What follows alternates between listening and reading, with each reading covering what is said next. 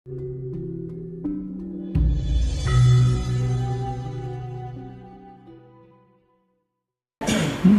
sih yang kok musibah itu kebanyakan itu kok di akhir tahun? Nah. Ya, terima kasih terutama kepada para youtuber Haji Roso. Saya ucapkan semoga semua sehat, kuat, seger, waras, selamat, ayem, tentrem. Seger, waras, selamat, ayem, tentrem. Ayem, tentrem itu tidak mesti kalau duitnya banyak, tidak mesti kalau bondone akeh. Tapi ayem itu ranggai duit, sing blater, sing sumeh, sing seneng seserawung gitu ya. Sesuai dengan yang ditanyakan adik-adik tadi itu, kok kebetulan saya itu mempunyai hobi. Satu, buka kitab-kitab suci di rumah saya ini, mulai dari Taurat, Zabur, Injil sampai dengan Al-Quran ada. Yang kedua, saya itu juga hobi ngocok kartu tarot. Kartu tarot Jawa gitu ya. Tidak untuk apa-apa, untuk saya sendiri gitu ya. Di dalam saya setiap mesti saya sesuaikan setelah dengan pikiran, saya merenung sebentar, terus baru saya kedua kali saya buka kitab-kitab suci. Apa yang tertulis, surat apa, ayat apa misalnya. Lalu setelah itu buka kartu tarot. Kalau berdasarkan apa yang pernah saya lihat, ini nanti itu betul-betul kita harus ekstra waspada dan hati-hati. Antara manusia satu dengan manusia yang lainnya itu banyak yang saling curiga, banyak yang saling suudon, ya, banyak yang saling iri, sehingga timbullah kadang-kadang kriwian dadi grojokan kalau tembung Jawa ya. Dan anehnya setelah saya buka kartu tarot itu kok sampai akhir tahun nanti itu isinya itu udah orang bertengkar, orang tukaran gitu aja lah ya. Itulah yang ketiga kali dengan corona kemarin itu, saya katakan kemarin ya, ini nanti kalau tidak segera dirampungi ya tidak rampung-rampung. Kasihan orang-orang kaum marhen itu ya, apa yang dimakan hidupnya bagaimana gitu ya. Sehingga maka dari itu akhir-akhir ini kalau dokter-dokter di Perancis menyatakan membuka bajunya untuk dilempar semua karena menganggap bahwa sudah sangat jauh mengeksploitir situasi corona itu, sehingga manusia secara umum dan global itu semua dalam keadaan yang kolab. Ya, oke lah, anggaplah itu ada yang mengatakan bahwa corona ini buatan ini, negara ini. Lepas itu buatan atau tidak, di bumi itu yang kuasa kan Sang Maha Kuasa. Istilah umumnya orang Jawa yang murbeng waseso, atau bahasa singkatnya Tuhan ya, Tuhan yang amurbeng bumi gitu loh ya. Setiap kurun waktu tertentu manusia itu harus mengalami perubahan sifat, perilaku dan pikiran. Kenapa hari jumlahnya 7 ya? Kenapa 1 bulan 30 hari? Kenapa setahun 12 bulan? Nah, itu kenapa yang bisa? Ya itu yang ngarang itu enggak ngawur loh, Dek. Tapi kalau sedikit pengen agak eksak dan rasional, kalau saya pakai hitungan Jawa. Kalau ada Senin, Selasa, Rebu, Kamis, Jumat, Sabtu, itu kan sudah pengaruh dari luar. Aslinya hari Jawa itu adalah Legi, Paing, Pon, Wage, Kliwon. Nah gitu. Dan kebetulan sekarang ini di salah satu VR di WA banyak pengetahuan tentang watak-watak Jawa itu. Bagus sekali itu ya. Saya juga rajin mengikuti. Nah, oleh karena itu saya pernah menulis buku yang berjudul Jagat Merenovasi Diri.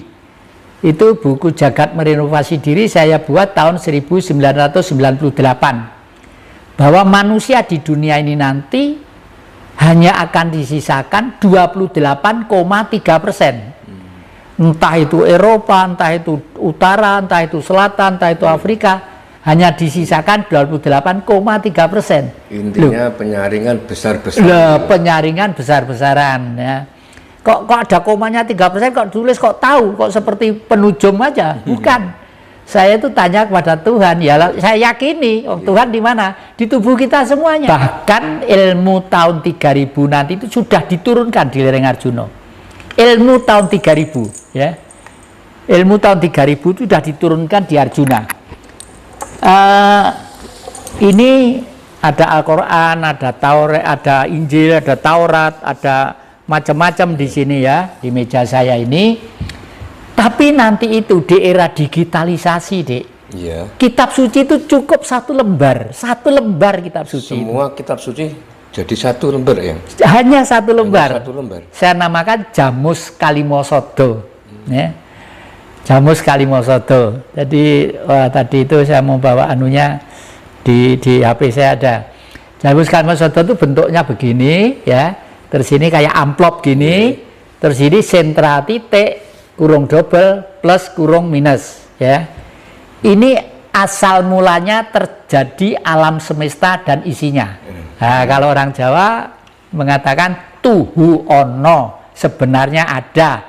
Kalau dikromokan lagi namanya Gusti bagusing ati ya toh? Hati yang jernih, hati yang bagus, hati yang baik.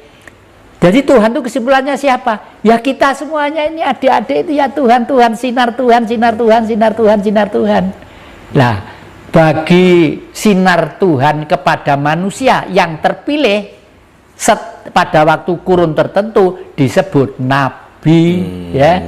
Di Jazirah Arab ada sendiri, di utara ada sendiri, di barat sana ada sendiri, di sini pun ada sendiri.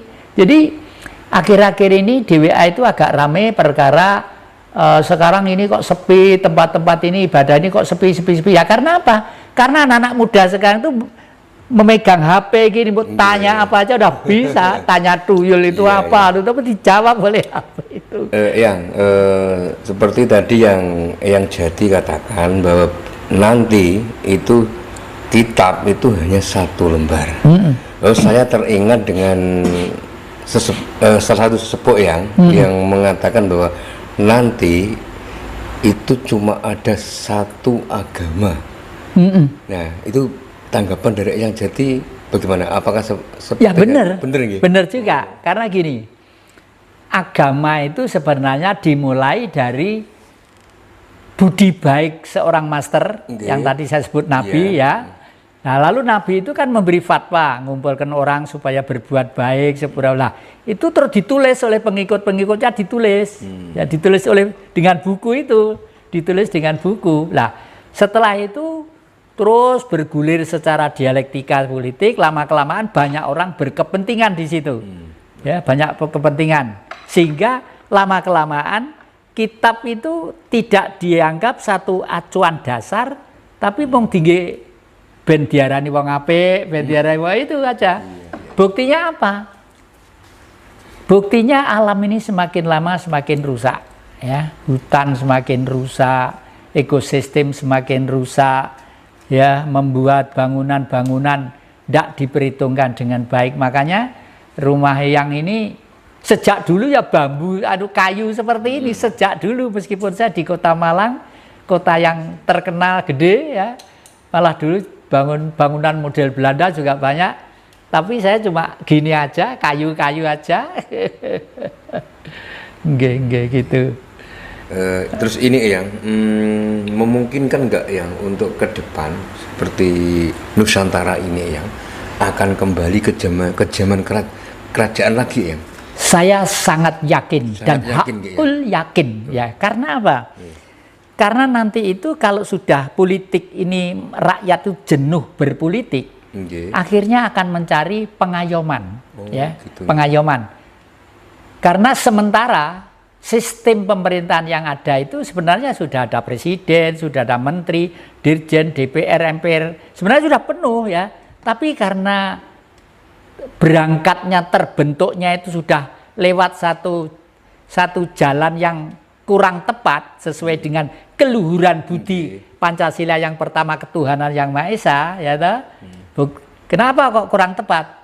Sekarang kalau nggak punya duit nggak bisa kok. Saya kemarin didatangi salah satu kader partai Putri, masih rumahnya di Sidoarjo sana, datang ke sini. yang saya mau ngobrol, ayo sini ngobrol sini, gitu. Cerita apa adanya dia, apa adanya, harus gini, harus gini, harus gini. Dah, ya memang itulah yang ada ya, itu zamannya gitu. Nah, oleh karena itu Bung Karno dulu pada waktu memproklamirkan MPR itu isinya orang bijak dan orang yang cerdas. Orang bijak dan cerdas. Bijak tuh orangnya mesti berbudi luhur, ya, mesti berpendidikan, berpengetahuan, dan bijak itu pasti orang yang baik, ya. Makanya disebut Majelis Permusyawaratan Rakyat. Jadi isinya sana itu adalah mewakili rakyat dari Sabang sampai Merauke gitu. Jangan sampai keputusannya itu justru setelah didok menjadi undang-undang DPR malah merugikan rakyat. Nah, sebenarnya yang wajib menyelamatkan alam, termasuk hutan, termasuk pengeruan-pengaruan, termasuk pembangunan yang kira-kira merusak ekosistem, sebenarnya kan harus itu semua yang melarang ya. Tapi karena sudah selalu lost karena kata belecernya udah ada ya, jalan terus gitu. Oh ya. Terus kira-kira masih berapa lama yang Nusantara ini kembali lagi jadi ke kerajaan yang menurut? Mudah terontong dari sana, ya. Kenapa bahasanya kok terontong? Karena untuk berubah secara frontal itu sulit. Mesti harus ada disinteraksi sosial karena proses kristalisasi sejarah. Disinteraksi sosial itu adalah benturan pikiran manusia karena hak asasi kemerdekaannya, hak asasi mencari duitnya, hak asasi mencari uangnya itu sudah tertindas oleh sistem yang tidak pernah rampung. Itu. Jadi dari situ mungkin ini nggak pilihan, kalau nanti di Raja itu nggak pilihan. Berarti ya? Nanti setelah 2024 era Pak Joko ini pandangan Eyang Jati sudah nggak ada pilihan lagi yang? Bayangan saya kok nggak ada ya. Bayangan saya nggak ada bayangan saya. Ya mudah-mudahan lah negeri ini, bangsa ini masih dalam keadaan yang ayam tentrem. Tapi kenapa? Karena kita punya utang sejarah yang sangat besar sekali ya, dan sistem yang ada sekarang sudah membuat penghuni yang memiliki negara, penghuni pemilik negara itu siapa ya? Rakyat toh. Iya, rakyat itu penghuni pemilik negara, rakyat itu. Jadi kebahagiaan dan ketentraman itu tidak tergantung dari kekayaan dan finansial, dari ketentraman hati yang yaitu tadi yang saya contohkan. Negara sing gemah ripah lo jinawe Kertorajo ya, murah sandang papan lah sandang pangan. Nah memang kalau dipikir ada yang pidato bahwa Indonesia itu bukan Eropa. Kalau Eropa 13 negara, di sini satu negara aja lewat pulau, lewat laut, lewat ini. Lo dulu Majapahit kok bisa? Ya padahal tidak ada teknologi. Ya, betul.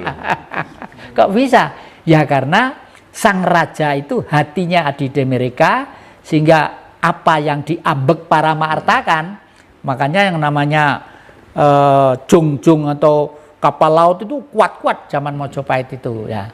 Dan sekarang pun angkatan laut juga kuat juga, tapi sistem memanage negaranya ini yang masih republik tinggalan orang barat ya, tinggalan orang barat ini yang membuat kita menjadi agak bernapas agak sulit ini.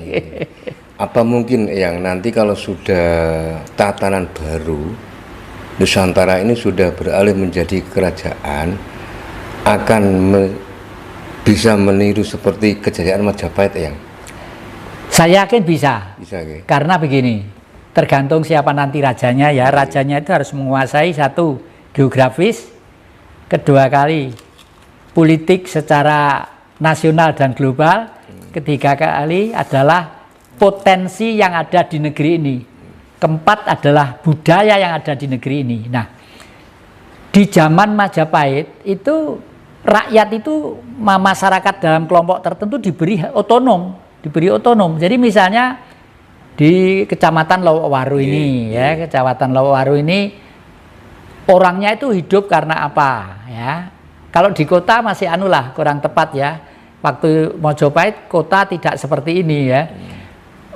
Di desa-desa misalnya Singosari. Singosari itu daerah mana? Daerah apa? Sumber airnya ada berapa? Sawahnya ada berapa hektar? Kebunnya ada berapa hektar? Petaninya ada berapa? Dan jumlah pabrik ada berapa misalnya. Nah, kalau misalnya di Singosari itu daerah betul-betul potensi alam yang harus dipertahankan, di sana tidak boleh ada pabrik-pabrik yang nanti itu kira-kira merusak ekosistem. Jadi negara tidak boleh hanya karena itu ada pabrik kan butuh pajak kan untuk ini, untuk bayar ini. Itu saya pikir keliru karena alam itu sulit dibuat ya. Alam itu buatan Sang Maha. Dan kita ini dan alam ini adalah perwujudan, maaf deh ini bahasa saya sendiri ya.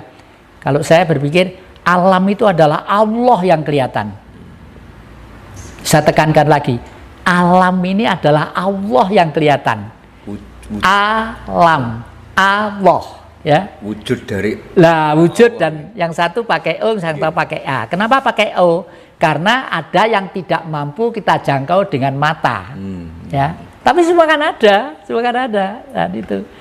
Dan adik-adik sekarang tuh bisa melihat Tuhan itu yang bersinar loh. Kalau adik-adik memejamkan mata, itu lebih jelas. Pletik-pletik itu loh, Dek. Pletik-pletik yang putih, sinar kuning, hijau, merah itu pantulan alam ini, pantulan alam. Tapi aslinya itu. Lah, Allah tuh seru sekalian alam. Pletik-pletik itu ada yang menjadi matahari, ada yang menjadi bulan, ada yang menjadi air. Makanya kitab yang 1 lembar nanti itu Jamus Kalimosodo, sentra titik aktivitas minus. Ya, setelah ada titik dan karena titik karena hidup hukumnya kan plus dan minus. Hidup itu harus ada plus dan minus. Plus saja nggak bisa hidup, minus saja nggak bisa hidup.